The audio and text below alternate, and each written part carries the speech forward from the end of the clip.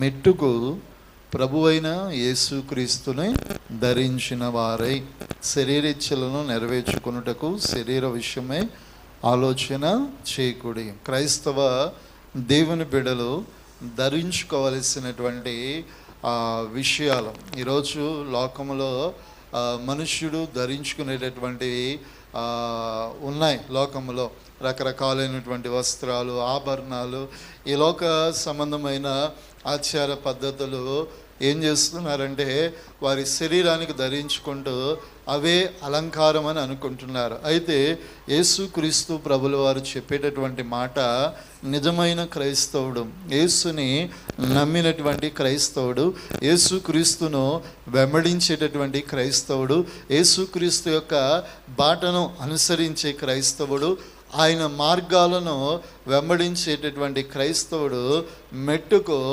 ఎవరిని ధరించాలంట? యేసుక్రీస్తు ప్రభుల వారిని ధరించుకోవాలి. హల్లెలూయా! ఎవరిని ధరించుకోవాలి? యేసుక్రీస్తు ప్రభుల వారిని. ఆయన వస్త్రమా అని మనం ఆలోచించవచ్చు. వస్త్రాలను అయితే ధరించుకోవచ్చు, ఒకవేళ బంగారు ఆభరణం అయితే ధరించుకోవచ్చు, లేదంటే గోల్డ్ చైన్ అయితే, ఒకవేళ వాచ్ అయితే ధరించుకోవచ్చు అనుకుంటారు. కానీ క్రైస్తవుడు ఆయన ఆత్మస్వరూపిగా మన మధ్యలో ఆయన సంచారం చేస్తూ ఉన్నాడు. ఆయన బ్రతికి ఉన్నటువంటి దినాల్లో 33.5 సంవత్సరాలు ఆయన జీవితము అక్షరాల సాక్షార్థకంగా ఈ పరిశుద్ధ గ్రంథములో ఏం చేయబడ్డదంటే లిఖించబడిన ఆయన బ్రతుకులో, ఆయన జీవితంలో, ఆయన యొక్క నడవడికలో మీరు ఎప్పుడైనా ఎక్కడైనా ఆయన బ్రతుకులో అపరిశుద్ధత అనేది ఉన్నదా అని ఎవరైనా చూడగలిగితే ఆయనలో ఏమవ్వట్లేదంట, కనిపించట్లేదు. ఒకరోజు పరిసయ్యులు, సద్దూకేయులు, శాస్త్రులు, అక్కడ ఉన్నటువంటి జ్ఞానులందరూ కలిసి ఒక సమావేశాన్ని ఏర్పరిచారు. ఏంటి ఆ సమావేశం అంటే, యేసుక్రీస్తులో ఏదో ఒక తప్పిదాన్ని చూపించి సమాజంలో ఆయనను నిలవబెట్టి రాళ్లతో కొట్టి చంపాలని వారందరూ ఏం చేసుకున్నారంట, ప్లాన్ వేసుకుని వచ్చారు. కానీ యేసుక్రీస్తు ప్రభుల వారు ఆ సమాజ మందిరం ఎదుట నిలిచి ఉన్నాడు. ఆయన వారితో ఒక సవాలు విసురుతున్నాడు. ఏంటి ఆ సవాల్ అంటే, మీలో ఎవడైనా నాలో పాపముందని నిరూపించగలడా? హల్లెలూయా! ప్రపంచానికి ఈరోజు యేసుక్రీస్తుని నోటికొచ్చినట్లుగా మాట్లాడి ఏ వ్యక్తితోనైనా ఈ గ్రంథాన్ని పట్టుకుని నేనైనా కావచ్చు, ప్రకటిస్తున్న ప్రతి సావకుడు కూడా చెప్పగలిగిన మాట, ఆయనలో పాపముందని నిరూపించగలిగిన వాడు ఎవడును లేడు. హల్లెలూయా! పాపమెరుగని పరిశుద్ధుడైన దేవుడు ఆయన. హల్లెలూయా! అందుకే యేసుక్రీస్తు అంటే లోకానికి ఏమై ఉన్నది, ఒక శకమానముగా ఉన్నాడు. అందుకే ప్రపంచం ఆయన గుర్తించింది, మనుషులు గుర్తించలా, ప్రపంచం ఆయన గుర్తించింది. అందుకే క్రీస్తు పూర్వం, క్రీస్తు శకం ప్రారంభము ఏదని చెప్పాలన్నా వెనకున్నటువంటి పరిస్థితులు పూర్వమైన క్రీస్తు శకమైన చెప్పాలంటే ఎవరే మూల పునాది? యేసే. హల్లెలూయా! ఆయన బ్రతుకులో పరిశుద్ధత, ఆయన మాటలో పరిశుద్ధత, ఆయన నడవడికలో పరిశుద్ధత, ఆయన జీవించిన ప్రతి దినము ఆయనలో ఏమున్నదంట? పరిశుద్ధత. ఈరోజు ఆ పరిశుద్ధత కలిగిన దేవుణ్ణి మనం ధరించుకోవాలి. హల్లెలూయా! నమ్ముకొనుట మంచిది, విశ్వాసం కలిగి ఉండుట మంచిది. అయితే ధరించుకొనుట అనేది అనగా ఈ వస్త్రాన్ని మనం ధరించుకున్నప్పుడు ఆ వస్త్రాలను బట్టి చూచిన వారు మనల్ని ఏం చేస్తారు? కొత్త బట్టలు కొన్నారు, పండగో ఏదో ఒక సందర్భం కొన్నప్పుడు మీరు పట్టు చీర కొనగానే మరొక సిస్టర్ వచ్చి ఏం చేస్తుంది? సిస్టర్ గారు ఎక్కడ కొన్నారు అడుగుతారా లేదా? చెప్పండి అమ్మా. బ్రదర్ గారు మంచి పట్టు వస్త్రాలు కట్టాడు అనుకోండి, చూడగానే ఎక్కడ తీసుకున్నారు అంటారా అనరా? ఎందుకు? మీ వస్త్రం వారికి ఏమవుతుంది?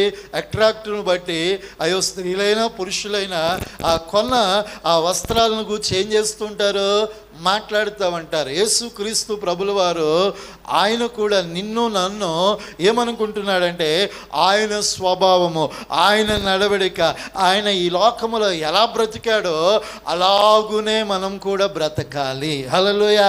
నిన్ను చూస్తున్న బంధువులు కావచ్చు, నిన్ను చూస్తున్న సంఘం కావచ్చు, నిన్ను చూస్తున్న చుట్టుపక్కల ఉన్నటువంటి జనాంగము వీరు ఎవరిని ధరించుకున్నారని చెప్పాలి? యేసుని. హల్లెలూయా. కలిగి ఉండుట మంచిదే. కలిగి ఉండుట, యేసు ప్రభు మా దేవుడు అని చెప్పటం కాదు, చెప్పిన ప్రతి వ్యక్తి కూడా క్రియలు కలిగిన వాడై ఉండాలి. హల్లెలూయా. క్రియలు లేని విశ్వాసము మృతమే కదా. యేసు ప్రభుని నమ్ముకున్నానంటే కాదు, నమ్ముకున్న వ్యక్తి ఆయనను అమ్మేసుకున్నాడు. ఎవరో? యూదా ఇస్కరీతు. అలాంటి వారం కాకూడదు. మనం యేసుని నమ్ముకున్నాక అది మరణమైనా, అది మరి ఏదైనా కూడా బ్రతికినంత కాలము ఆయన వలె బ్రతకటానికి మన జీవితాలను ప్రతిష్ఠించుకొనుట. హల్లెలూయా. అదే యేసు క్రీస్తుని ఏం చేయాలట? ధరించుట. అందుకే చాలామంది ఏం చేస్తున్నారంటే మెట్టుకు తన యేసుక్రీస్తుని ధరించిన వారై ఉండి కూడా శరీరిచ్చల విషయమై ఏం చేస్తున్నారంట? యేసుక్రీస్తుని ధరించుకున్నాక ఈ శరీర కార్యాలను గుర్చిన ఆలోచన మనలో ఏమైపోవాలి? చచ్చిపోవాలి. ఇంకా ఈ శరీరాన్ని సుఖపెట్టడానికి, ఇంకా ఈ శరీరానికి ధరించుకోవాల్సిన వస్తువులు, ఈ లోకంలో కావలసిన వాటి కొరకు ఇంకా ఆశ ఆపేక్ష పెట్టుకొని మనస్సును చాలామంది ఏం చేసుకుంటున్నారు? హైతిక విచారంతో బ్రతుకుతున్నారు. దేవుడు అంటున్నాడు, ఒకసారి యేసుక్రీస్తు ప్రభుల వారిని ధరించుకున్నాక లోకములో ఉన్న ఆలోచనలన్నీ పోవునుగాక. ఈ ఆలోచన మనకు ఉండదు. ఏ వస్త్రం కట్టినా, ఏ బంగారం ధరించినా ధరించకపోయినా, ఎలాంటి పరిస్థితుల్లో ఉన్నా ఈ శరీరమును గురించి ఆలోచన చేయడు, కానీ ఆత్మను గురించి ఏం చేస్తాడు? ఎందుకంటే ప్రభు అంటున్నాడు, ఆత్మను ఆర్పకుడి. ఈరోజు చాలామంది ఈ దేవుడిచ్చినటువంటి నరుడికి దేవుడిచ్చినటువంటి దీపమైన ఆత్మ ఎప్పటికప్పటికి వెలిగించుకోవలసిన క్రైస్తవుడు ఎప్పుడో ఆర్పేశాడు. ఈరోజు మండట్ల దేవునికి, ప్రార్థన మండట్ల, విశ్వాసం లేదు, భక్తి లేదు. కలిగితే చీకటి కలిగిన స్థలము వలె ఈరోజు క్రైస్తవుని హృదయం ఉన్నది.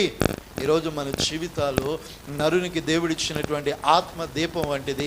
ఈ దీపం మండాలి అంటే శరీర కోరికలన్నీ కూడా మానవుల్లో ఏం చేయబడాలి? చనిపోవాలి. నేను పలమనేరు ప్రాంతంలో బైబిల్ ట్రైనింగ్లో ఉన్నప్పుడు మా ఆత్మీయ దైవజనులు వేదనాయకం గారు ఒకరోజు ఇదే సబ్జెక్టుని బట్టి శరీరాన్ని నలుగొట్టుకోనండి, అప్పుడు ఆ శరీరం మీ మాట వింటదని ఆ వాక్యం చెబుతున్నాడు. నాతో పాటు ఒక సహోదరుడు బాపట్ల ప్రాంతం నుంచి వచ్చాడు. దైవ సేవకులు ఇలాగే వాక్యం చెబుతా ఉంటే రాసుకునే పెను తీసుకుని ఈ చేతికి ఇలా గుచ్చుకుంటున్నాడు. ఈ చేతికి ఏం చేస్తున్నాడు? గుచ్చుకుంటున్నాడు. అలా గుచ్చుకునేటప్పుడు ఎక్కడో ఒక రక్తపు చుక్క వచ్చి నా చేతి మీద పడంగానే ఆ చెయ్యంతా రక్తం కారుతుంది. ఈ లోపల నేను చూసి లోపు దైవ సేవకులు తీసుకెళ్ళి, దైవ సేవకులు చూశారు, అరే వాడిని బయటికి తీసుకెళ్ళండి రా అన్నాడు. ఎందుకు కొట్టుకుంటున్నామంటే దైవ సేవకులు ఏం చెప్పారు? శరీరాన్ని.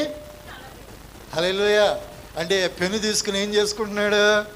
నలగొట్టుకోవటం అంటే ఈ శరీరాన్ని కాదు, ఈ శరీర బాహ్య దేహాన్ని పాడు చేసి ఎదగనివ్వకుండా, ఫలించనివ్వకుండా, ముందుకు వెళ్ళనివ్వకుండా ఈ కోరికలు ఉంటాయి చూడండి, ఆలోచనలు ఉంటాయి చూడండి, తలంపులు ఉంటాయి చూడండి, వాటిని నలగగొట్టుకోవాలి. హల్లెలూయా.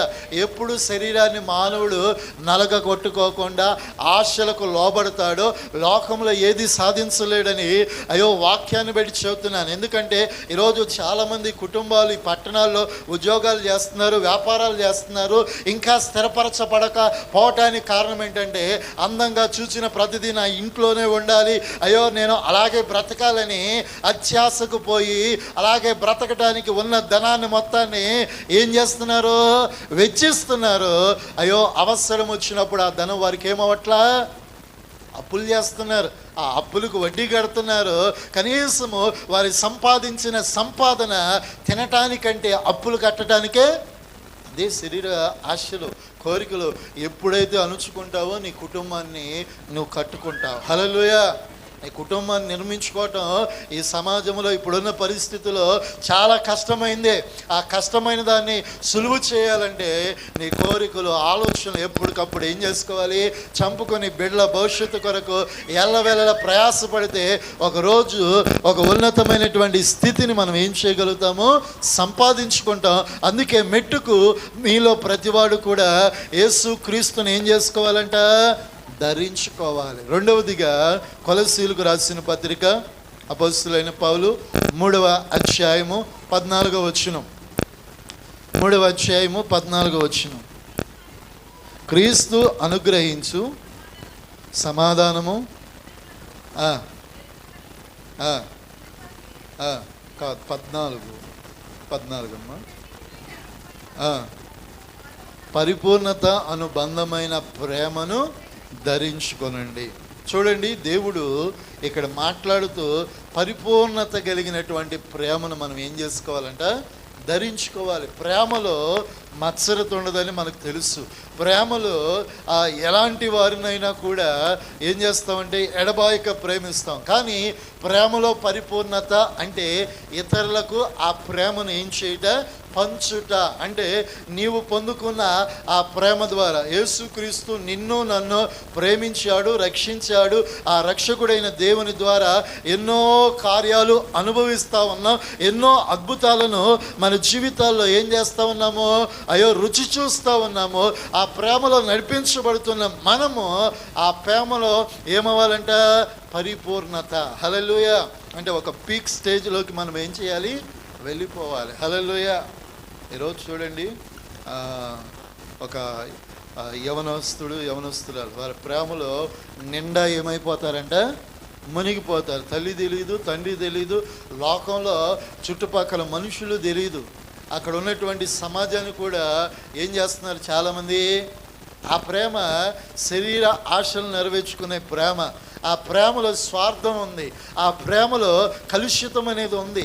ఆ ప్రేమలో పాపం అనేది ఉంది. కానీ యేసుక్రీస్తు ప్రేమ ఏంటంటే నీ కొరకు నా కొరకు సిలువనెక్కిన ప్రేమ. హల్లెలూయా. కలుషితం లేదు, స్వార్థం లేదు.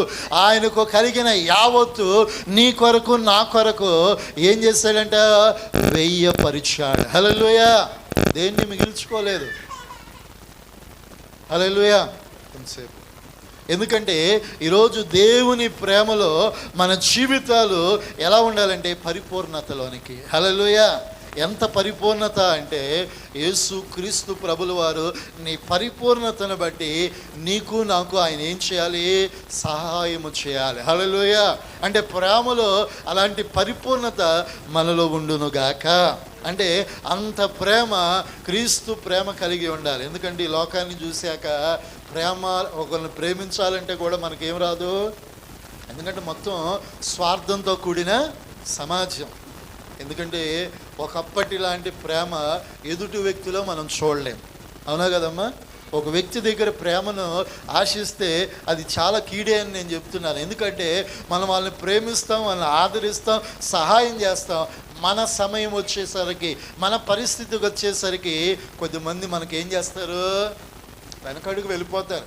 ఎందుకంటే ఈ లోకంలో మనుష్యుడు ఎలా అయిపోయాడంటే చాలామంది నేను నిజ జీవితంలో చూశాను కాబట్టి, ఒక సేవకునిగా అనేకమైన కుటుంబాల దగ్గరికి వెళ్ళాను కాబట్టి వారు చెప్పేటటువంటి పరిస్థితులను బట్టి ఈరోజు ఇదివరకులాగా ప్రేమను కనుగొనుట అరుదైపోయింది. అలా అని వారి వలె మనం ఉండకూడదు. హల్లెలూయా. మన ప్రేమ పరిపూర్ణత ఇతరుల విషయంలో జాలి కలిగి వారికి నిరాశలో ఉన్నప్పుడు, నిస్పృహలో ఉన్నప్పుడు ఆదరించండి, ఓదార్చండి. ఒకవేళ చేతనైతే సహాయం చేయండి. అలాగే పద్దాక చేస్తే సోమరిపోతులు అవుతారు. హల్లెలూయా. విలువ తెలీదు, బాధ్యత తెలీదు. ఎందుకంటే ఈరోజు ఇచ్చేవారు ఉంటే ఇష్టానుసారంగా బ్రతికేవారు ఉన్నారు కాబట్టి ఏదైనా ఒకసారి చేయండి, ఇంకొకసారి వారిని ఆదరించడానికి ప్రయత్నం చేయాలి. హల్లెలూయా.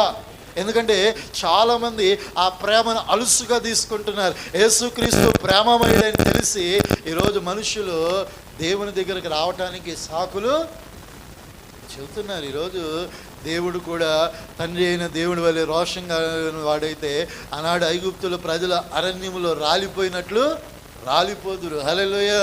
అయినా దేవుడు వాని క్రియలకు ఏం పెట్టాడంటే జీతాన్ని పెట్టాడు. ఒకరోజు ఆయన సింహాసనం ఎదుట నిలబడవలసింది. ఒకటి యేసుక్రీస్తును ధరించుకోవాలి, రెండవదిగా ఏం ధరించుకోవాలంటే ప్రేమను ధరించుకోవాలి. అదే కాకుండా మనం చదువుకుందాం ఎఫెసీయులకు రాసిన పత్రిక 4వ అధ్యాయము 24వ వచనాన్ని చదవండి.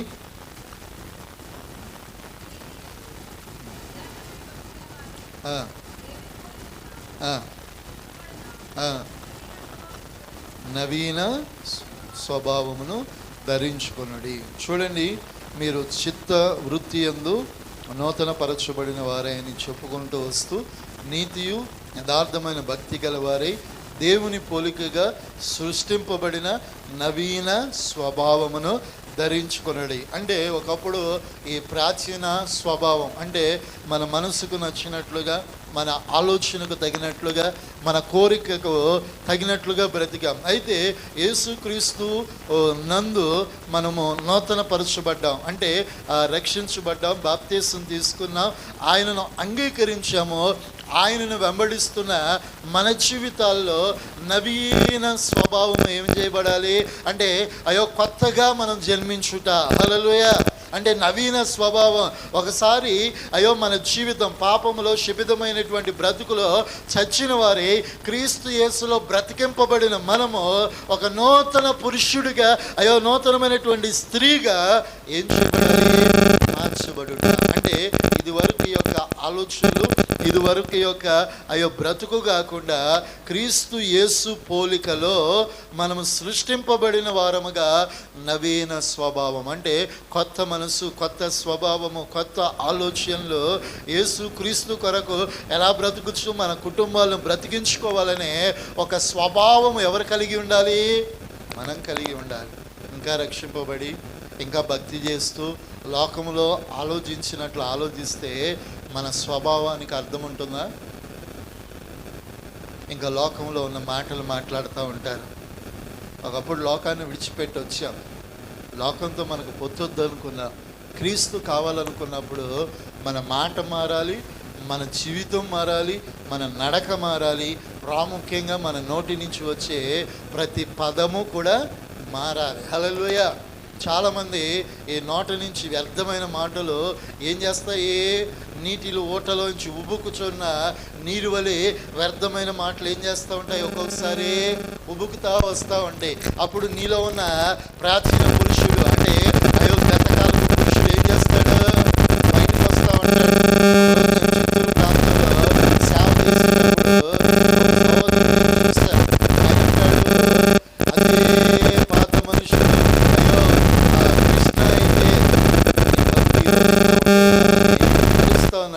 ఆ కాలంలో మేము కట్టమంచి చిత్తూరు ప్రాంతంలో సైకిల్ తీసుకుని విజిటింగ్కి వెళ్తా ఉంటే ఈ మాటలు వినబడతా ఉన్నాయి. ఇంటి దగ్గరికి వచ్చేసరికి ఆ ఎదురింటి వారితో గొడవ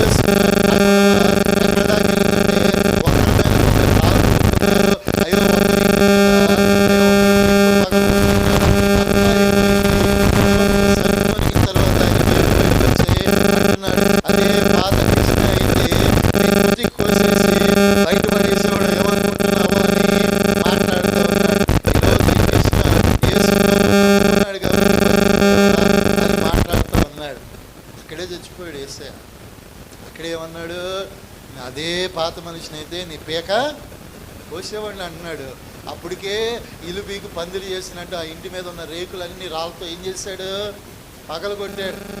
ఎందుకు చెబుతున్నానంటే ఈరోజు ప్రాచీన పురుషుడు అంటే మన జీవితాల్లో నవీన స్వభావం ధరించిన సార్లు పాత పురుషుడు అనగా పాత ఆలోచన మనలో ఏమవుతాయి?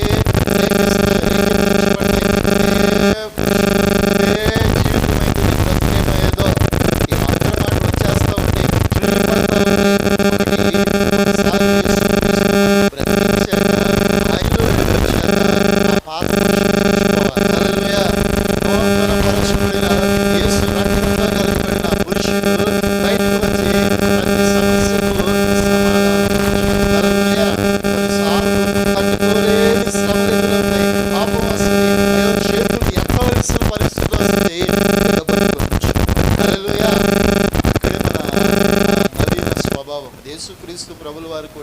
ఒకనొక దినాన కపెర్నహూము ఆ ప్రాంతంలో పరిచయం చేస్తూ ఉంటే ఆయన బోధలు నచ్చక ఆయన చెప్పేటటువంటి విషయాలు యేసును వెంబడిస్తూ వారి వ్యాపారాలు, అయ్యో వారి గుళ్ళు దేవతల దగ్గరికి జనాలు వెళ్తలేదని ఆయనను ఇలా కాలరు పట్టుకుని ఈడ్చుకుని ఆకాశము అంత ఎత్తు కలిగినటువంటి లోయలో నుంచి పడజోయ చూస్తే మౌనంగా ఇట్లాగే ఒక చిన్న పిల్లవాడిని వాళ్ళే ఉండిపోయాడు. వారందరికీ అంత దూరం విడిచికెళ్ళారు కానీ కింద పడేయటానికి ఏం రాలే. ఆయన మౌనంగా ఉన్నాడు, ఏం మాట్లాడట్లేదు. ఇలాంటి వ్యక్తిని ఏం చేయాలనుకుని అక్కడి నుంచి ఏం చేశాడు, వెళ్ళిపోయారు. అదే యేసు క్రీస్తు ప్రభుల వారు తండ్రికి ఆజ్ఞాపిస్తే దేవదూతలు రావా? ఒక్క దెబ్బతో వాళ్ళందరినీ తుత్తినీళ్ళు చేయగలవు. కానీ తండ్రి చిత్తము నెరవేర్చాలి అంటే ఈ అవమానమైన ఈ కష్టమైన అయ్యో జనులు అయ్యో రోడ్డుకి ఈడ్చినా కూడా మౌనమై ఉన్నాడు. హల్లెలూయా.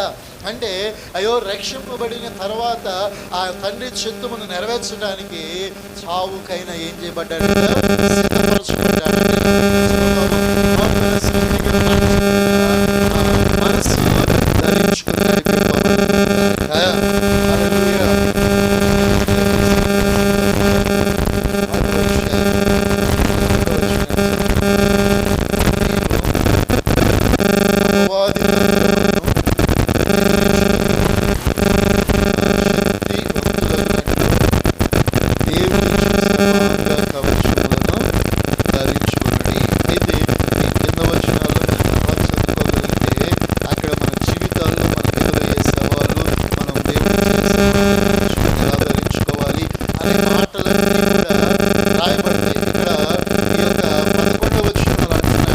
అపవాది తంత్రములన్నిటినీ ఎదిరించుటకు శక్తివంతులగునట్లుగా దేవుడిచ్చేటటువంటి సర్వాంగ కవచములను ఏం చేయాలంట, ధరించుకోవాలి. ఇక్కడ కింద 14 నుంచి కింద వ్రాయబడతాయి. మీ నడుమునకు సత్యమనే దట్టిని, నీతి అనే మైమరుపును, మీ పాదములకు సువార్త వలన సిద్ధ మనసు అనే జోడులను నిలుపుడి అని కొన్ని మాటలు, అలాగే విశ్వాసం అనే డాలు అని ఇక్కడ వ్రాయబడుతున్నాయి. ఇవన్నీ కూడా మనం ఏం చేయాలంట, ధరించుకోవాలి. ఎవరిని ఎదిరించాలి? అపవాదిని. మన పక్కింటి వారిని, ఎదురింటి వారిని, మన మీదకు వచ్చిన వారిని కాదు మనం ఎదిరించేది. ఈ లోకములో మన పోరాటం ఎవరితో? అంధకారమందు దురాత్మ శక్తులతోనూ అధికారులతోనూ. ఇక్కడ కింద వచ్చినలో రాయబడుతుంది, ఇక్కడ ఉన్నటువంటి అంధకారమందు లోకనాథులతో, ఆకాశమందులమందు ఉన్న దురాత్మ సమూహములతో, అధికారులతో మనం ఏం చేస్తున్నామంట, పోరాడుతున్నాం. వారితోనే ఈ విశ్వాస జీవితంలో మనకు సవాళ్ళు ఎదురవుతాయి. మనం భక్తి చేసి అపహరించే వాళ్ళు ఉంటారు, మనం దేవుని సన్నిధికి వెళ్ళి ఆపేవాళ్ళు ఉంటారు, ఆరాధన పెట్టుకుంటే మీదకు వచ్చి నిలబడి కొట్టేవాళ్ళు కూడా ఉంటారు. వీళ్ళతో మనం ఏం చేస్తున్నాము, పోరాటం చేస్తా ఉన్నాం. వాడి తంత్రములు ఎరగని వారము మనము. ఆదిలో ఎవరిని మోసం చేశాడు? దేని చేత?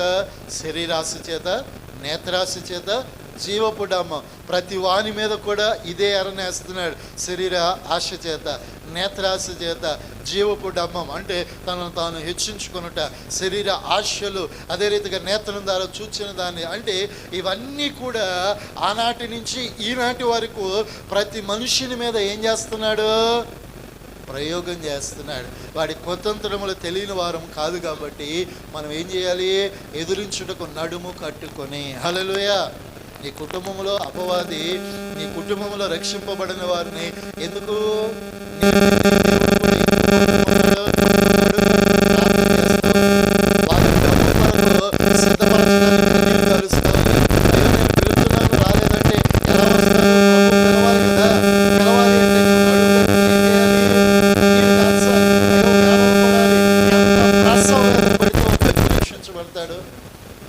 ఈరోజు రక్షించబడటం అంటే ఏదో అద్భుతాలు చేసి నీళ్ళ ముంచేసి లేపేయటం కాదు.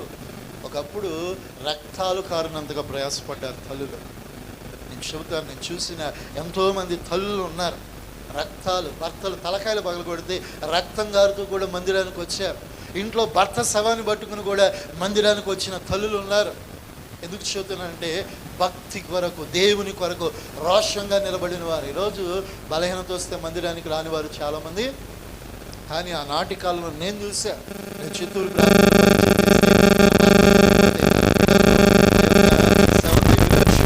పిల్లలు తన బంధువులు వస్తే ఆ మందిరంలో ఆశ్చర్యపోయారు. త్వరగా మేము ముగించుకునే సంఘం అంతా వెళ్ళాం. కానీ మందిరంలో చూడగా నిజంగా ఇలాంటి భక్తి విశ్వాసం నేను ఎప్పుడు చూడలే నా జీవితంలో. ఎందుకు చెబుతున్నానంటే అలాంటి వారు ఉన్నారు.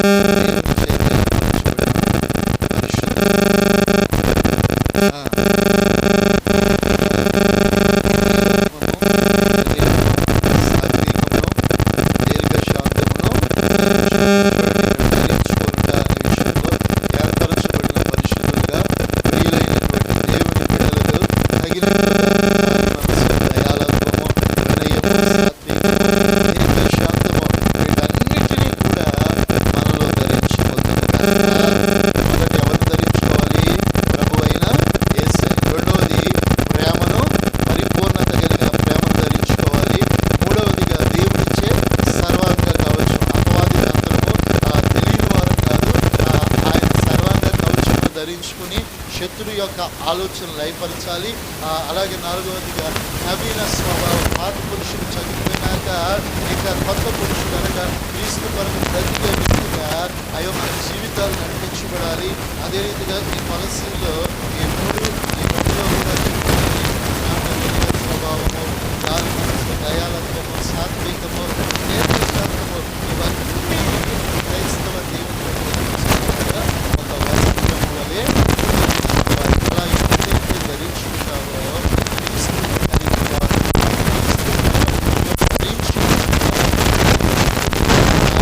అట్టి దేవుడు